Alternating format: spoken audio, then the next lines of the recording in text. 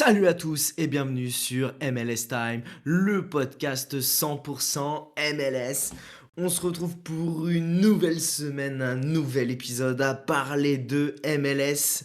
La CONCACAF Champions Cup a joué donc cette nuit quelques-uns de ses matchs, a tiré des enseignements, a éliminé certains clubs de MLS, d'autres se sont qualifiés. On a une nouvelle journée qui démarre ce week-end et on a eu une très très belle journée la semaine dernière. Donc on va aborder tous ces sujets, donc sans plus attendre, on est parti pour un nouvel épisode de MLS Time. Let's go! When I press go, ready to explode. When I press go, when I press go.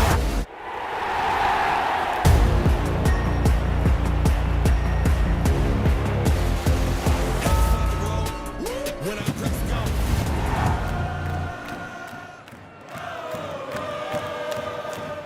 Et oui, nouvel épisode aujourd'hui. On va faire comme d'habitude dans l'ordre un petit débrief sur ce qui a été plutôt bien, moins bien le week-end dernier pour la quatrième journée de MLS. Et on viendra doucement sur la cinquième journée. Il n'y a pas eu énormément d'infos par les clubs. Vous savez, je reposte toutes les infos que je peux trouver. Pas eu énormément d'infos cette semaine. Et puis bon, on finira comme d'habitude par la partie Fantasy Sport et les matchs de cette cinquième journée. Alors on commence, comme je vous l'ai dit, par déjà la semaine dernière. Donc on a eu des résultats quelque peu surprenants, des énormes scores. On a commencé la journée avec un Toronto Red Bull New York, un partout. Atlanta a gagné 3-1 face à Philadelphie. Columbus Nashville, Columbus a laissé passer sa chance, on va y revenir après, et s'est incliné 1-0. Charlotte a tenu un solide 0-0 contre Miami qui a bien poussé tout le match sans Messi et De Paul, on y reviendra aussi. NYCFC continue en gagnant 3-1 contre Colorado. Orlando se rassure, si on peut dire ça, en gagnant 2-1 contre Montréal. Chicago, à la surprise générale, perd dans les derniers instants contre DC 2-1. Match pareil, égalisation dans les derniers instants de Dallas contre San Diego, 3 partout, un match complètement dingue. Houston, un peu pareil, plus de 100 minutes de jeu, qui vient à bout de Portland à domicile 3-2. Et les Galaxy qui chutent à domicile contre SKC, je l'avais pas vu venir celle-là. Salt Lake qui logiquement bat Austin 2-1 à domicile. LAFC qui gagne 2-0 contre Saint-Louis, mais dans le jeu on va y venir, c'est pas tout à fait ça LAFC, même si ça gagne.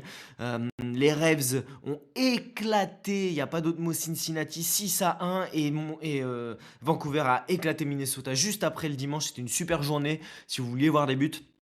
Vancouver a mis 6-0 à Minnesota et Rames Rodriguez. Et enfin, Seattle a gagné solidement du côté de San Jose. Écoutez, actuellement, on a une seule équipe en MLS qui n'a pas encore ouvert son compteur points. C'est Philadelphie qui a donc 0 points en 4 matchs. Ensuite, à l'Est, le leader est pour l'instant NYCFC, suivi de Nashville et Miami. NYCFC, on va en parler, c'est vraiment une équipe qui fait un beau début de saison et qui me plaît beaucoup avec Mercao, avec Tyvon Gray, avec Matt Freeze, avec Maxime Morales. C'est vraiment une équipe qui est très intéressante. Et puis dans l'Ouest, on a Vancouver qui est premier leader ex aequo avec LAFC. Et ensuite, on a San Diego qui ferme le podium. Et Saint-Louis est dernier avec Portland. Portland, je suis très inquiet. Et je ne sais pas jusqu'à quand ils vont garder Phil Neville. En tout cas, on a 5 clubs en MLS qui sont toujours invaincus. Donc LAFC, Nashville, NYCFC, San Diego, Vancouver. Donc vraiment des belles équipes qui sont pour le moment invaincues. Écoutez, on va passer à tout ce qui est top et flop. On va commencer par ce qui m'a plu, on va dire les tops de la semaine dernière. Tout d'abord, c'est d'Atlanta, c'est Gregerson qui a remplacé Berrocal. Berrocal qui avait donné des buts la semaine d'avant, qui est pâteau, qui est pas exceptionnel, qui a manqué des entraînements cette semaine. Et Gregerson, on le voit tout de suite, c'est le tonton, il est derrière, il prend pas de risque. Quand il faut envoyer, il envoie. Quand il faut aller au duel, il y va. Enfin voilà, il a donné le ton clairement à cette défense. Et on voit vraiment un joueur qui rassure, parce que derrière lui, Hoyos, je peux vous dire, en tant que supporter d'Atlanta, dès qu'Hoyos, il fait une sortie aérienne, vous jetez la pièce en haut, comme je disais, et pestacle, c'est le pestacle, parce qu'il passe à travers à chaque fois. Franchement, Hoyos sur sa ligne, ça a l'air plutôt bon. mais dans les sorties aériennes, il me fait flipper. Donc, avoir Gregerson devant de solide, c'est vraiment intéressant. Atlanta, bon, bah, le top, bah, c'est également Almiron, hein, 3 passes décisives. Et puis, je vais me mettre dans ce groupe de bons joueurs qui a fait un super match. Mathias Galarza, son coéquipier en sélection. Et puis, bah, on va pas oublier hein, la Telas et Almiron, Miranchuk, pardon. La Telas, je l'ai dit que j'y croyais cette saison. Il a eu du mal sur les premiers matchs où on retombait dans le Latelas sprinter. Mais son match de ce week-end a été très intéressant. Il a eu Macagna, il a eu un duel difficile. Macagna reste un jeune joueur où Latelas a pris le dessus, mais athlétiquement, dos au jeu, il obtenait des fautes, il faisait remonter le bloc d'Atlanta quand ça devait être, quand c'était important, et ça a été très intéressant. Et bah, bien sûr, on a eu Thomas Jacob, le latéral droit, qui a mis un superbe but et qui a fait un très très gros match. Et là, on voit vraiment l'Argentin avec sa grinta. Donc vraiment, Atlanta m'a beaucoup plu. C'est pas la sérénité à 100%, cette équipe, un peu à l'arrache à des moments, mais ils ont été efficaces défensivement, offensivement. Bon, bien sûr, Philadelphie rate un penalty qui peut faire un partout et le match n'est plus le même. Et je vous dis pas la même chose aujourd'hui, mais ça fait partie du foot. Et je préfère voir cette équipe d'Atlanta depuis 2 matchs parce que même le match d'avant, enfin la défense les a crevés, mais ils avaient fait un bon match. Donc voilà, Atlanta. Qui va poursuivre en plus avec encore une réception ce week-end. Et puis bon, bah, je vous en parlais, NYCFC avec Nicolas Fernandez Mercado, encore buteur. C'est une équipe qui est première de la conférence, qui marque des buts, 11 buts marqués 4 en 4 matchs et qui n'en a encaissé que 3. Donc où peut aller cette équipe, je ne sais pas. En plus, Martinez va pas revenir tout de suite, mais c'est une équipe qui joue quand même son buteur qui a mis, je crois, qui a impliqué sur quasiment 20 buts l'année dernière, donc très très solide. Ensuite, on va passer à Orlando. Alors Orlando qui bat Montréal dans la douleur. Mais j'ai un joueur que j'ai beaucoup aimé, c'est Ivan Angulo, qui a été très intéressant. On a eu un bon Pasalic et un bon Martino Reda en début de première mi-temps. Et ensuite, bon, bah, ça s'est un peu effondré. Orlando, c'est un peu top flop parce qu'ils ont fait un bon début de match où ils ont mis Montréal dans la difficulté. Et après, ils se sont fait un gros caca culotte et Montréal n'a pas su en profiter. Mais ça, on va y venir après, pas dans les flops, mais dans les déceptions et les regrets. Kalinga, qui a encore été monstrueux contre Miami, hormis comme je le dis tout le temps, hein, sa petite période l'année dernière où il a été papa, où ça a été compliqué, le mec, c'est vraiment depuis 3 4 ans un monstre en MLS dans les cages de Charlotte. Nashville qui a éliminé cette nuit, donc l'Inter Miami, on y viendra après à la CONCACAF Champions Cup, et qui malgré une grosse rotation est allé s'imposer à Columbus. En première mi-temps, il n'y avait pas Espinoza, il n'y avait pas Moutar, il n'y avait pas Surridge, ils sont rentrés en deuxième mi-temps. Et bah, Espinoza, ce qu'il fait sur le but où il décale Mouktar à la dernière seconde, allez voir la vidéo. Hein, je pense que Rudy Camacho, on l'adore, mais il s'est fait voler son âme par Espinoza ce soir-là. Ouais, la violence du dribble d'Espinoza, qui a encore marqué le but qualificatif cette nuit contre Miami. Espinoza, vraiment, c'est en train de commencer à cliquer à Nashville. Et je sais pas comment à San José on le vit, mais d'avoir laissé un joueur de ce calibre libre sur une erreur administrative, enfin, c'est quand même du délire, hein. Enfin, on parle du joueur qui délivre le plus de passes clés depuis 2 saisons en MLS. Enfin, Christian Espinoza, c'est 20 buts, implication dans 20 buts par saison quasiment. Donc voilà. Yapi, que j'ai adoré à Colorado malgré la défaite à New York, qui continue, qui est décisif, qui est très très dynamique. Donc j'aime beaucoup ce qu'il montre. Reguilon, bah, je m'étais noté qu'il était en forme très actif comme un peu Jordi Alba et il amène un peu plus de solidité défensive. Mais il s'est blessé cette nuit. Donc bon, bah, Reguilon, je sais pas, avoir blessure musculaire cette nuit. De toute façon, il s'est assis au sol tout seul en se tenant derrière la cuisse. Donc avoir le temps d'absence, lui qui revenait de blessure. Gillier, je peux pas passer à côté. Montréal, s'ils l'ont pas dans les buts, à chaque match, ils peuvent prendre 3 4 buts. C'est un gardien qui est ultra décisif, qui a rien à faire à Montréal, hein, avec tout le respect que j'ai pour les Montréalais. On le voit tous que c'est un gardien qui est taillé pour jouer dans les plus grosses équipes et qui est le patron. Je me souviens au début quand je disais que Gillier devait jouer à la place de Sirois, il y avait peut-être les Montréalais avaient de l'affection pour Sirois, où on voyait que c'était un gardien moyen qui faisait beaucoup d'erreurs. Je m'étais fait un peu critiquer, on m'avait dit que c'était pas ce qu'il fallait. Bah écoutez, je pense qu'aujourd'hui, Gillier, dans les cages de Montréal, à l'heure actuelle, je pense que sur le début de saison, c'est un des meilleurs gardiens de MLS. Enfin, il subit énormément de tirs, donc vous allez me dire, oui, mais il est mis à contribution, mais je pense que c'est vraiment un des meilleurs gardiens de MLS. Voilà, je le dis, j'ai pas de souci. Ty Baribo, je voulais dire un mot, du côté de DC. c'est pareil, Philadelphie, comment tu peux faire partir Ty Baribo, quoi? C'est le mec impacte tellement cette équipe. Je crois il est impliqué dans 4 des 5 buts ou 3 des 4 buts de DC. Et voilà, contre Chicago, il est encore sur la feuille de match. Et il fait encore un très très gros match. Et voilà. Un autre qui a fait un gros match, c'est Guilherme avec Houston, qui met un doublé, qui fait une passe. Enfin voilà, c'est vraiment le joueur brésilien qui se régale en MLS. Et on a eu le premier but de Boguš à la 105e minute, comme je vous le disais, pour donner la victoire face à Portland. J'ai bien aimé également Dallas. Je sais pas si vous avez vu ce Dallas-San Diego 3 partout. Dallas a rien lâché. Triplé de Petar Musa. Petar Musa qui a été élu également joueur de la journée. Alors ce que je voulais dire, c'est San Diego, c'est quand même une équipe. Il faut pas leur laisser grand chose en MLS parce que c'était 3 tirs, 3 cadrés, 3 buts. Ok, il y avait 2 pénaux, un 86 de XG, mais Dallas, comme face à LAFC, a plus de XG. Ça veut dire quelque chose quand une équipe comme Dallas, qui est un peu sous les radars, a plus de XG contre LAFC et contre San Diego, qui sont deux énormes machines offensives. Et très très bien mené, bien sûr, par notre Petar Musa, qui est vraiment un top buteur. Un autre top buteur et qui a fait du mal à son ancienne équipe, c'est Dejan Joveljic, j'allais dire du LA Galaxy, mais non, de SKC, qui a puni son ancienne équipe, passeur et buteur, pour la victoire 2-1 de SKC contre LA Galaxy. Ensuite, bon, je l'ai mis dans mes bonnes choses, mais je vais le nuancer. C'est LAFC qui est quand même intraitable à domicile avec encore une victoire en MLS et un clean sheet doublé de Mathieu Chouanière à noter. 12 points sur 12, 8 buts, 0 encaissé. Le jeu est pas fou. Il y a des dingueries un petit peu avec Tillman qui se retrouve des fois ailier, une défense à 3. C'est un peu un système hybride que Dos Santos bricole. Je pense que cette équipe n'est pas encore rodée à 100%.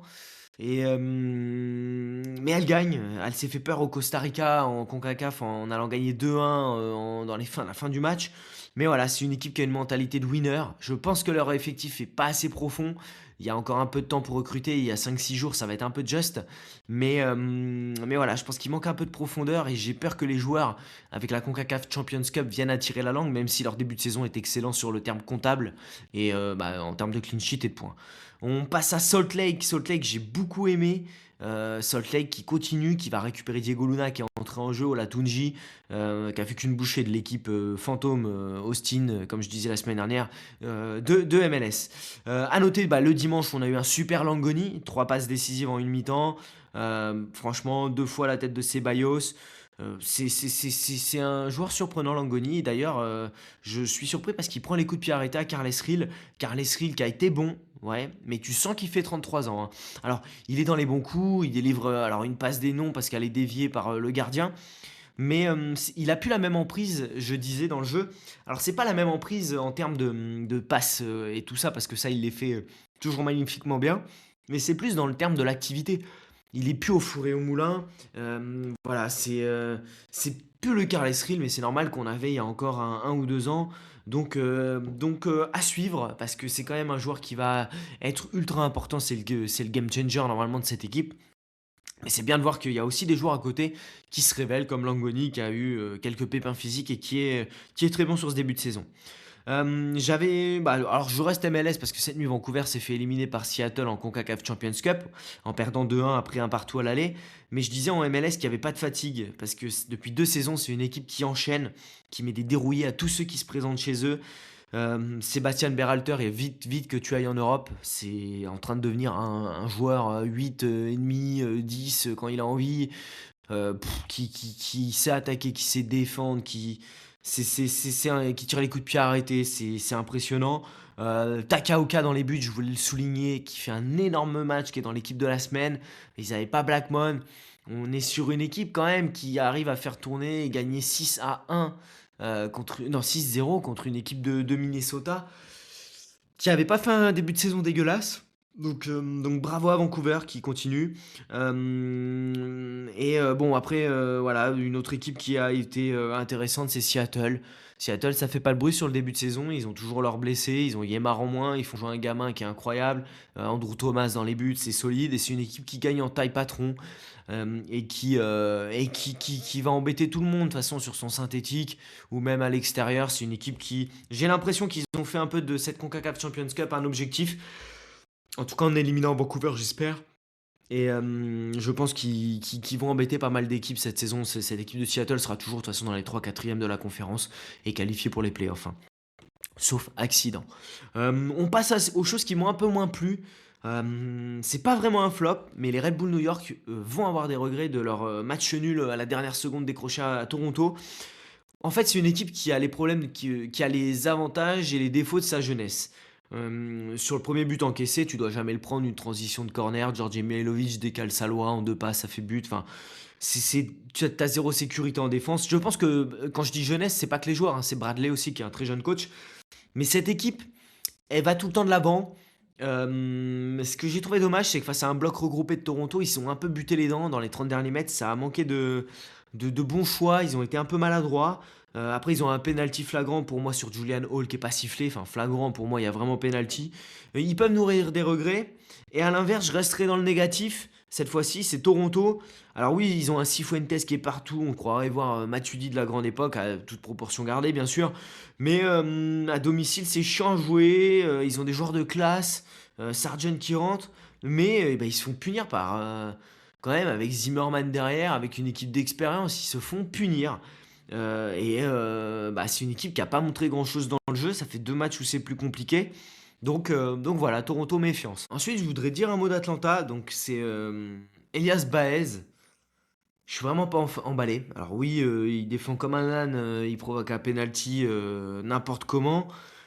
Mais je suis pas convaincu qu'Elias Baez pour le moment soit dans les meilleures dispositions dans cette équipe d'Atlanta, à l'inverse de Thomas Jacob de l'autre côté, son pendant à droite. J'attends de voir, je le trouve un peu pâteau Baez.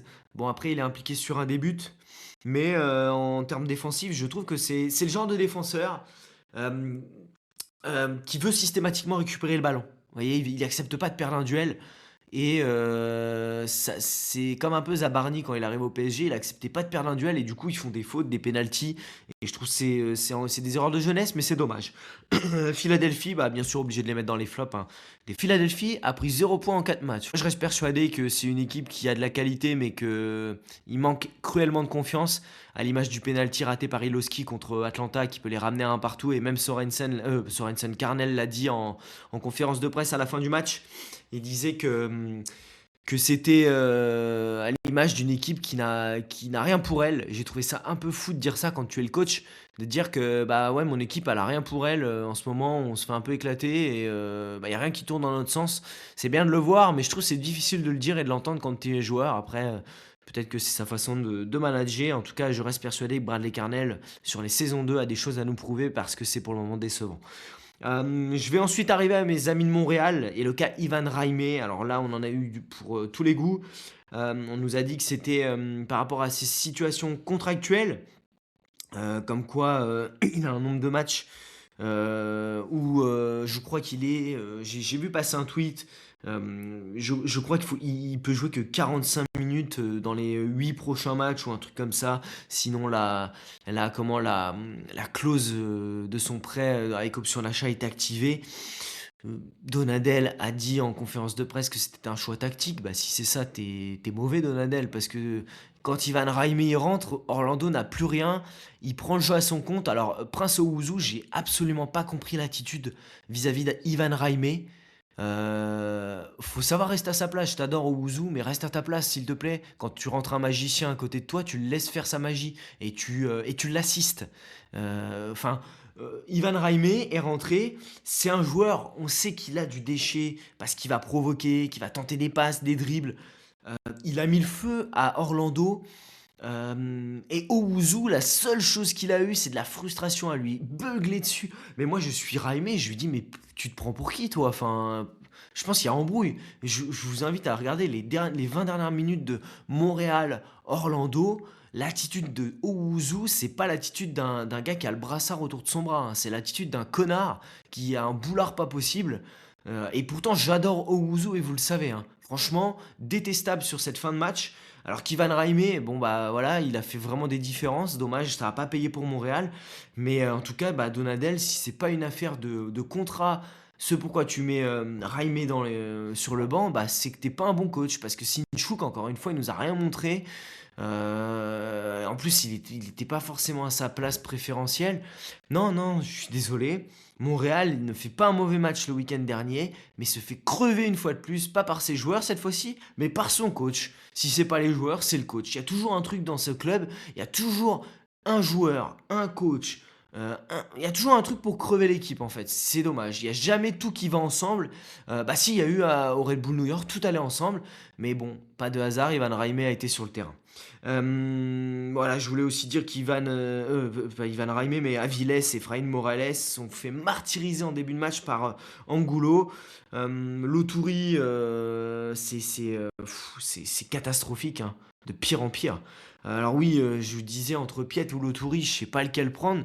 Il reste 6 jours de mercato, un milieu de terrain à peu près correct, ça se trouve en MLS ou même ailleurs quand même. Parce que franchement, entre la peste et le choléra, alors je vais te dire oui, j'aime bien, je préférerais Piet, mais c'est par défaut. Enfin, on est d'accord, supporter montréalais. Piet, s'il joue aujourd'hui en 2026 en MLS titulaire, c'est par défaut. Et aujourd'hui, faut pas me dire qu'on peut pas trouver un milieu de terrain qui même sans dépenser des millions, mais qui peut jouer dans cette équipe. Enfin voilà.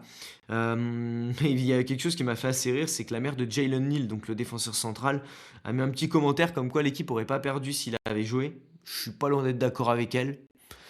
Jalen Neal sur le banc alors que tu fais jouer Efraín Morales. Efraín Morales, d'ailleurs, quand il est parti d'Atlanta, je me disais, mais pourquoi on le fait partir? Bah, je comprends. Je comprends. Aviles, j'avais compris. Aviles, je savais que Miami le faisait partir parce que c'était un joueur qui a. Je pense qu'ils se sont rendus vite compte, ils l'ont payé très cher, qu'il y avait la marge de progression allait être compliquée et que c'est compliqué. Donc voilà, Ivan. Pourquoi je veux l'appeler Ivan Raimé? Efraín Morales et Aviles, pas l'assurance tout risque pour moi. Jalen Neal serait un peu mieux en défense. Bon, bah après, dans les flops, il y a bien sûr Messi et De Paul qui ne se sont pas présentés. Est-ce qu'on va avoir la même chose qu'à Vancouver où vous avez vu le procès qui a été gagné par les supporters et le club et la MLS ont dû payer une amende vis-à-vis de ça. Est-ce qu'on va avoir la même chose à Charlotte?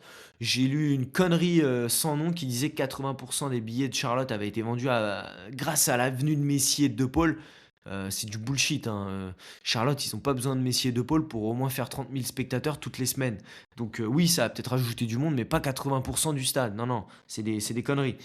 Ensuite, je voulais parler de Columbus. Donc comme je l'ai dit, bah, déception. Une équipe qui a encore pas trouvé la solution contre une équipe de Nashville B en vue de son match retour de CONCACAF donc contre Miami. Et Columbus...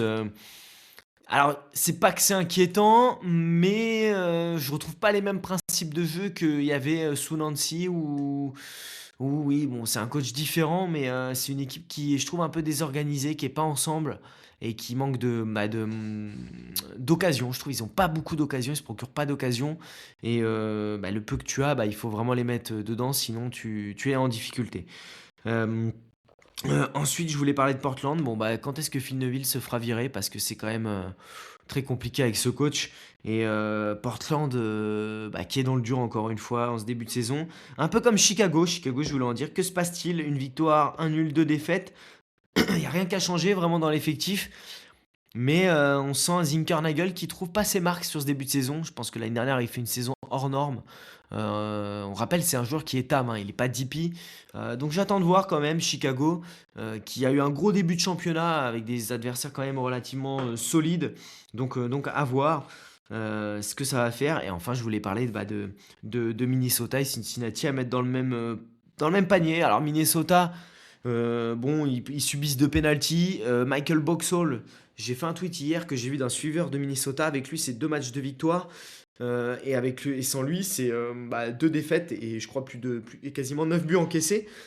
Donc voilà, compliqué cette équipe de Minnesota et Cincinnati, j'ai vraiment, je vous le dis depuis des semaines que pour moi cette équipe, elle a perdu en qualité, je me répète, mais ça dépend vraiment de Evander, hein.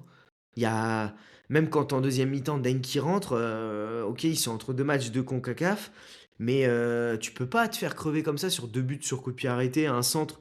Après, hein, on va se parler, vous savez que je fais pas de langue de bois, hein, mais quand tu joues avec Ramirez, Nobodo, Anunga, Denki, déjà techniquement, t'es un peu limité dans ton équipe. Enfin, je sais pas ce que vous en pensez. Et encore, heureusement que Celentano sort quelques arrêts, hein. Et puis bah, bien sûr, vous avez le carton rouge pour mettre la petite cerise sur le gâteau de Valenzuela qui fait un tacle horrible et qui prend son rouge. Donc voilà un petit peu pour le débrief de la semaine dernière. L'équipe de la semaine, bon bah comme d'habitude, hein, c'est un peu très offensif même, avec Andrew Thomas dans les buts, ça aurait pu être Takaoka, ils l'ont mis sur le banc. Thomas Jacob avec Atlanta, Ceballos pour son doublé, Laborda qui est en train de faire un très très gros début de saison avec Vancouver, Langoni, Chouanière, Berhalter, Almiron au milieu, très offensif, hein, et Petar Musa, Mercao et Brian White qui a contribué à son, si je dis pas de bêtises, centième but avec Vancouver. Brian White, c'est un peu sous les radars, mais qui est toujours au rendez-vous. Et le joueur de la semaine, je vous l'ai dit, hein, c'est Petar Musa. Donc voilà un peu pour le débrief de la semaine dernière. Vous dire un petit mot avant de passer aux actus sur le roster des États-Unis. J'aime beaucoup cette sélection. On a pas mal de joueurs de MLS et quasiment que ça, j'ai envie de vous dire. Enfin non, je vous dis ça. Dans les gardiens de but, on a quasiment que ça avec Chris Bradis, Celentano, Matt Freese, Matt Turner. Je pense, alors parce que ça va intéresser du monde, que ce sera Matt Turner le titulaire, mais je n'exclus pas Matt Freese qui a joué les derniers matchs et qui est vraiment taille patron avec NYCFC. Donc à voir, ça va se jouer entre les deux, je pense. En défense, bah, de MLS, on a Max Arfston, on a Miles Robinson. Et bah, qui ont joué en MLS récemment, on a Alex Freeman, on a bien sûr, bah, on a Tim Rim que j'ai oublié, bien sûr, on a Austin Trusty qui était au Colorado Rapids avant, donc intéressant, hein, vous voyez, toujours des joueurs de MLS qui finissent par revenir. Et au milieu, bah, on a Sébastien Berhalter, logiquement, Aidan Morris de Middlesbrough qui est en train de tout casser avec Middlesbrough, qui est, j'ai l'impression, toutes les semaines, joueur de la semaine. On a Weston McKennie, on a du Reina, on a du Christian Roldan est là, ça je suis très très content. On a Tanner Tessman de Lyon, on a Malik Tillman. Deux beaux matchs, hein, qu'attendent les États-Unis, c'est le Portugal et la Belgique. Et devant, bah, on a Brendan Aronson, donc le frère de Paxton qui a joué en MLS. On a Patrick Aguiemang, bien sûr, qui joue à Derby County. Balogun, Pepi qui va signer à Fulham. Pulisic et Tim Weah. Je trouve que cette équipe change régulièrement, comme on me l'a dit sur X, mais on a vraiment des joueurs de plus en plus de qualité. Eh ben écoutez, on va passer aux actus de la semaine. Alors pas énormément d'actus, on va vite passer sur le fantasy. Vous dire que la semaine dernière, mon ami Kate Cowell n'était pas là contre Toronto parce que sa femme et lui accueillaient leur premier enfant. Du côté de Seattle, qui s'est qualifié hier donc en CONCACAF Champions Cup en battant Vancouver 2-0, 2-1 à domicile. Ils ont signé le jeune Antonio Lopez jusqu'à la fin de saison 2026, lui qui a remplacé Yemar, incroyable sur son match, avec une option donc pour 2027 et 2027-2028, donc voilà, un contrat sécurisé sur le long terme. Du côté de Portland, l'entraînement de mardi, Pantemis et Bassett ne se sont pas entraînés. Pantemis, j'ai retweeté, vous devriez voir, il s'est pris un énorme choc sur une sortie, quelques points de suture au visage, donc peut-être pas remis pour ce week-end. D'Acosta, Muse, Smith, Caicedo s'entraîner, donc voilà, des joueurs qui vont être disponibles. Du côté des SKC, ils ont recruté Diego Borges, donc qui jouait à Zalaegerszeg. Voilà, celle-là elle est magique. Zalaegerszeg, ouais, pas le Sgeg, non, excusez-moi, celle-là elle est encore incroyable. S'il y en a qui savent clipper, il y a moyen que vous vous régaliez quand même de temps en temps. Donc il signe à l'initiative U22, fin de saison 2029-2030 avec une option pour 2030-2031. Cincinnati, donc Kevin Denke a eu un accident de voiture le soir du match, donc où ils ont pris leur gifle à Boston. Il s'en est sorti indemne, pas d'entor, et il s'est entraîné donc mardi, donc il devrait être apte en CONCACAF cette nuit. Du côté d'Orlando, il y a eu le retour mardi de Thiago à l'entraînement, mais on ne sait pas encore s'il sera prêt des suites de sa blessure. Chicago, donc mardi, on a eu Andrew Gutman qui s'entraînait. Enfin, Victor Radojevic a eu un jour de récupération en salle et Jack Elliott était absent. Ça, c'est à noter, à voir ce qui va sortir ce soir. Du côté de Charlotte, donc hier, Henry Kessler était le seul absent et De La Torre est libéré de son protocole commotion cérébrale et à l'entraînement complet. Vancouver, la tuile cette nuit, bon, ils se font éliminer par Seattle, mais c'est que Andrés Cubas est sorti blessé. Il a senti quelque chose au niveau de son quadriceps. Donc pas encore de délai d'absence, mais gros coup dur parce que c'est vraiment un des joueurs clés du système de Sorensen. Du côté de Miami, un peu pareil, c'est Sergio Reguilón qui, après avoir donné une passe D à Messi, a dû céder sa place juste avant la mi-temps pour une blessure musculaire, remplacé par Noah Allen. Reguilón qui avait été très bon, décisif sur ses premiers matchs et ça peut faire mal. À noter, niveau mercato, Miami va signer le jeune Mathias Acevedo du Racing en Argentine, prêt avec option d'achat jusqu'en décembre et il débutera avec l'équipe réserve. Du côté de Houston, j'étais assez surpris de voir qu'ils vont libérer Nelson Quiñones, l'ailier, beaucoup blessé, il s'était fait les croisés ou le tendon d'Achille, je sais plus exactement, mais bon, un bon pic à aller chercher pour un joueur à relancer, Nelson Quiñones. Du côté de Minnesota, donc Rames Rodriguez a dit qu'il était en pleine forme, que la semaine dernière il n'a pas débuté parce qu'il a eu un problème au pied, que son corps n'est pas habitué pour s'entraîner sur une surface dure et synthétique, qu'il n'est pas tout à fait prêt mais qu'il essaie de s'adapter. Donc il nous dit je suis en pleine forme et à la fin de la citation il nous dit qu'il n'est pas encore tout à fait prêt. Bref, je pense que Rames va vite entrer dans le 11 vu le score de la semaine dernière de Minnesota. Hier à Atlanta, donc Jay Fortuné, c'était la bonne nouvelle, est de retour prêt à l'entraînement et à jouer. Donc tout le monde est de retour à Atlanta, sauf Berrocal qui ne s'entraînait pas mardi, j'ai pas eu d'infos sur hier. Concernant Montréal, Max Truman nous a donné des infos hier. Donc Sinchuk était de retour avec le groupe, il s'était entraîné en solitaire mardi. Herbers faisait du jogging autour du terrain, il a eu une rechute à la cheville et il devrait pas être dans l'effectif de dimanche. Et Sunusi Ibrahim n'était pas là, il est apparemment blessé au dos, mais bon, on sait que le club veut le faire partir. Et enfin, la dernière nouvelle qui est sortie hier, c'est une rumeur sur Keylor Navas qui aurait reçu une offre irrefusable quasiment de MLS.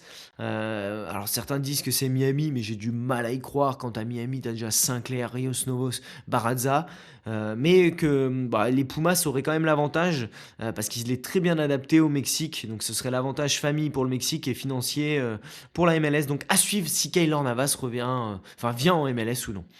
Voilà pour les news de la semaine. Comme je vous ai dit, pas grand chose. Restez connectés sur mon compte X pour les infos qui vont sortir ce soir. Les rapports de disponibilité, bien sûr, vendredi. Et on va passer tout de suite au Fantasy Sport et à la journée la 5e journée si vous voulez avoir un peu les infos des matchs à regarder ou non. Allez, on est parti. Danny Bourque scores! Impossible angle! Impossible is nothing to Danny Bourque! On va démarrer cette journée, donc ce sera samedi à 18h par un Toronto-Columbus. Toronto, comme je vous le disais, ils se sont fait rejoindre dans les dernières secondes de la semaine dernière par Choupo-Moting des Red Bull New York. Ils méritaient pas de gagner parce qu'ils n'ont pas fait un grand match, mais Columbus non plus. Columbus a été décevant face à Nashville. Ils se font battre dans les dernières secondes par un geste de classe d'Espinoza pour Mukhtar. C'est une équipe qui n'a pas saisi sa chance en première mi-temps face à une équipe qui a fait tourner, qui a pris 2 points en 4 matchs. C'est un match en tout début d'après-midi à Toronto. Difficile de sortir une équipe. Je pense que Columbus, s'ils ont l'imagination qu'ils ont actuellement offensivement, ça peut être compliqué et ils peuvent se faire tuer en compte par Toronto qui a quand même Georgi Mihailovic, Josh Sargent, je pense qu'il va être titulaire, qui a Salois, enfin voilà. À noter que Salois d'ailleurs, je ne vous l'ai pas dit, ils l'ont prolongé Toronto jusqu'en 2027, voilà. J'ai oublié de vous le dire, déjà prolongé. Pour moi, un nul entre Columbus-Toronto, un partout, ça fait sens. Je pense qu'on peut avoir des équipes qui se neutralisent et un match nul un partout. Pour les joueurs décisifs, je dirais Sargent, Georgi Mihailovic, bien sûr, et Wessam Abou-Alir aussi. À noter que Zimmerman a été plutôt bon la semaine dernière, a fait des points du AA si vous jouez à Sora, donc ça peut être intéressant, mais voilà. Je vois pas une équipe se détacher, un match assez compliqué en début d'après-midi, vous le savez, toujours compliqué. Le match de 21h30 qu'on aura samedi, c'est Philadelphie-Chicago. Philadelphie, donc seule équipe à 0 points. en 4 matchs et Philadelphie a joué cette nuit au Mexique, donc en CONCACAF Champions Cup. Bon, ils se sont fait éliminer plutôt logiquement par le Club América, hein. Ils avaient perdu 2-1 à l'aller, 1-0 à l'aller, ils font un partout là-bas. Cette équipe, pour moi, est fatiguée, n'est pas prête et en manque de confiance. Je pense qu'à domicile, ils peuvent quand même inverser la tendance, mais c'est maintenant, hein, parce que sinon, après 5 matchs, tu fais 0 victoire. Je pense que Carnell, ça peut lui coûter sa place.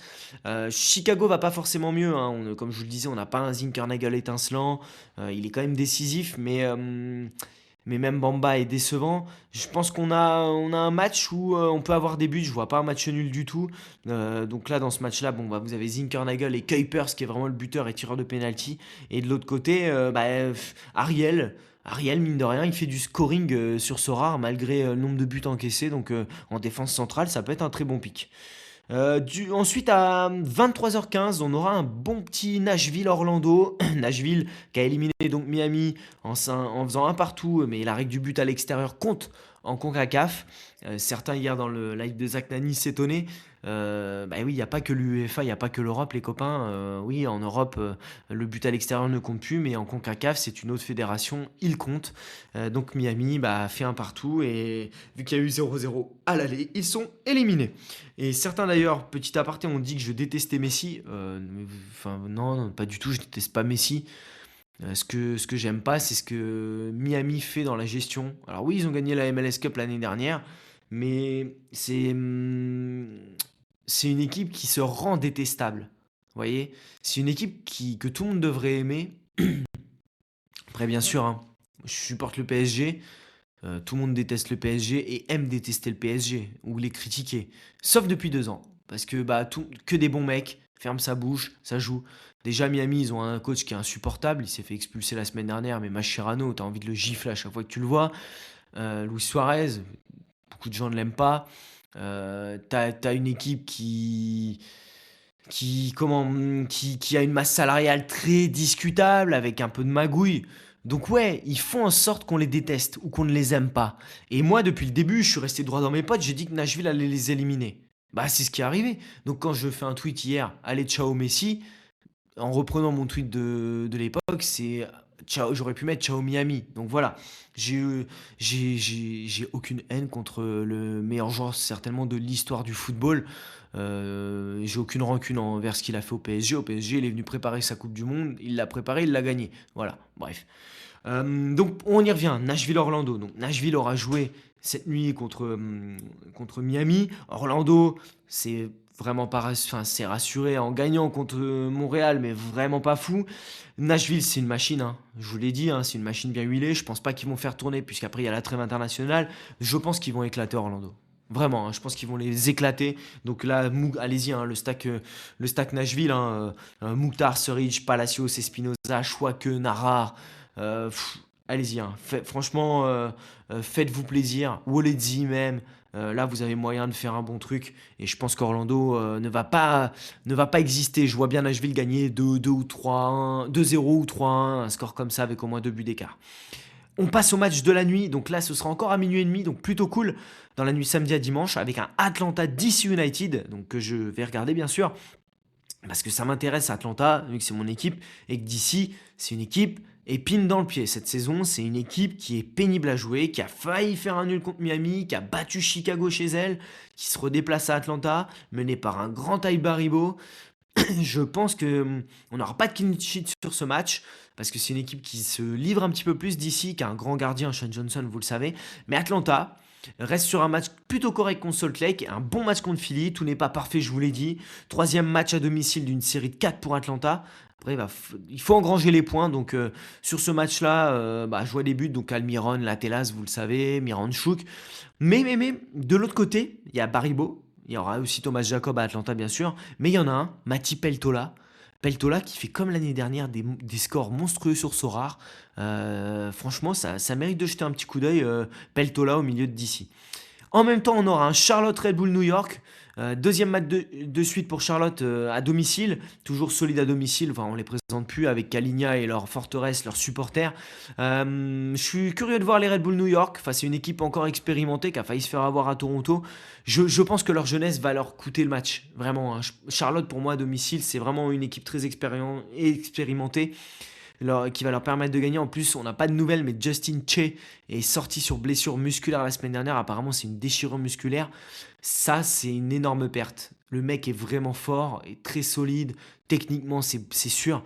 Donc, ça va leur faire très mal au Red Bull New York en défense.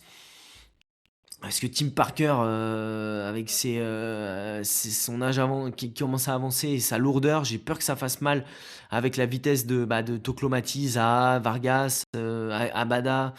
Donc pour moi, il y a un clean sheet à aller chercher pour les Red Bull New York. Et bien sûr, Pep Bill, Zaha, Toclomati sont des pics intéressants. À 1h30, on aura le derby du Texas entre Dallas et Houston. J'aime beaucoup ce match et il arrive à un moment où les deux équipes sont plutôt en confiance. Dallas me plaît, c'est des vraies qualités d'abnégation et collective. Ils ont un leader, Petar Musa, qui les emmène vraiment. 5 buts en 4 matchs pour lui. Kamungo est intéressant. Les deux équipes ont une défaite contre l'AFC, donc pas de quoi rougir. Houston, hormis sa défaite contre l'AFC, c'est 2 victoires. Ils n'avaient pas joué avant le match avait été reporté contre les Ravens. Ils sont allés chercher leur victoire face à Portland à l'arrache avec leur DP, Bogus, Guilherme incroyable.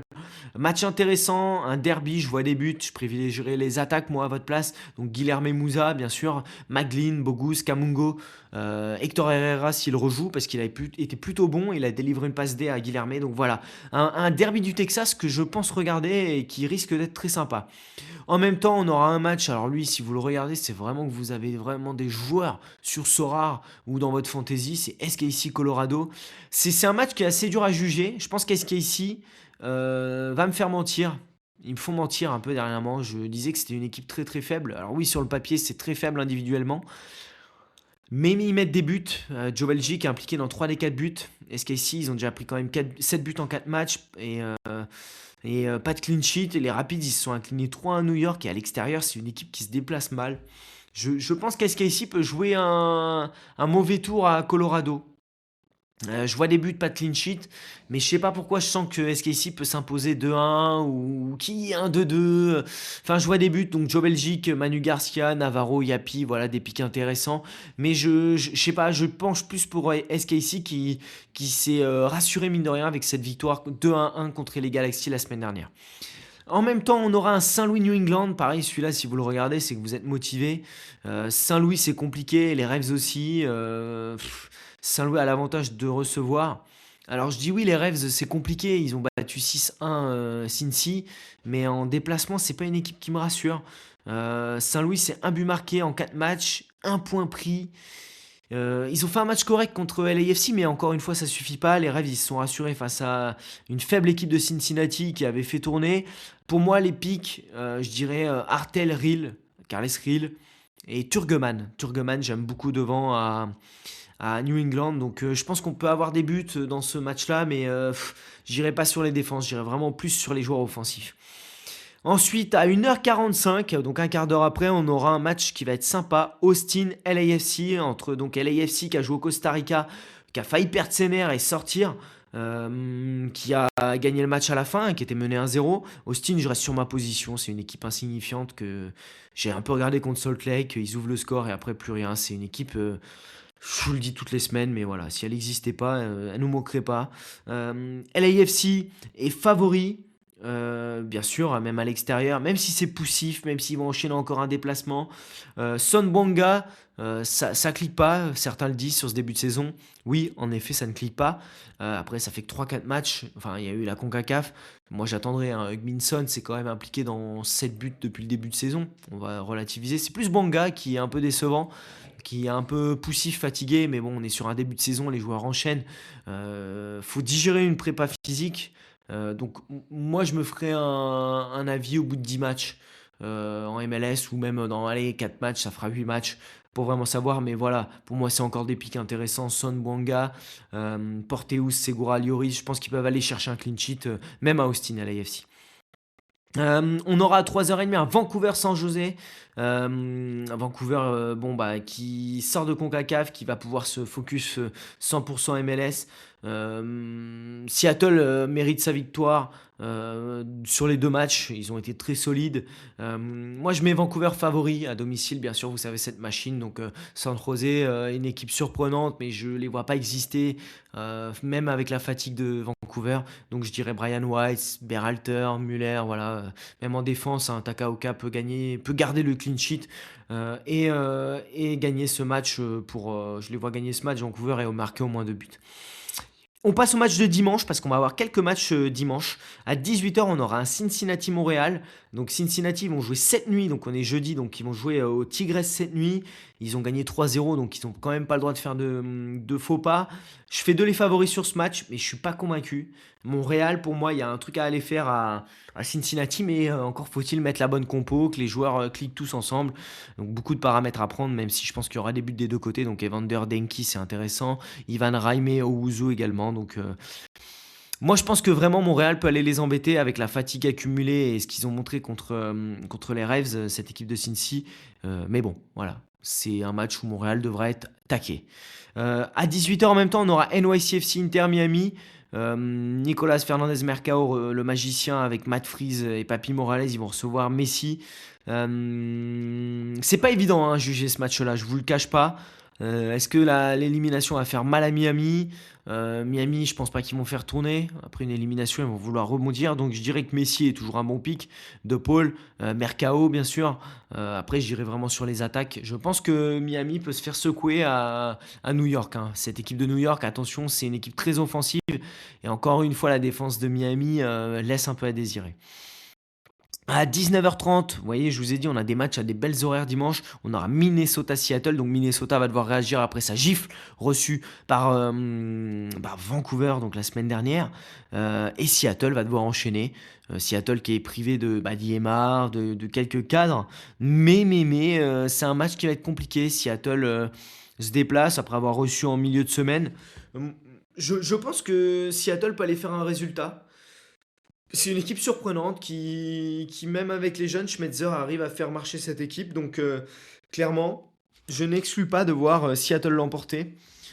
Difficile à sortir des joueurs. Alors, Rames Rodriguez, je pense qu'il va être titulaire. Ça peut être intéressant. À noter que Dominique Fitz a été passeur décisif et a rejoint avec l'équipe réserve de Minnesota la semaine dernière. Donc, peut-être qu'il rentrera dans le groupe cette semaine. Mais voilà, c'est un match qui est compliqué à lire.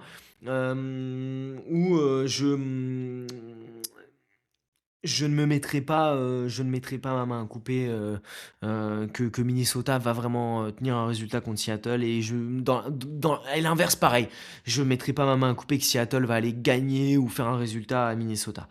À 21h45, on aura un Portland et les Galaxy entre une équipe de Portland, 3 défaites de suite, qui a encaissé 9 buts sur ces 3 matchs.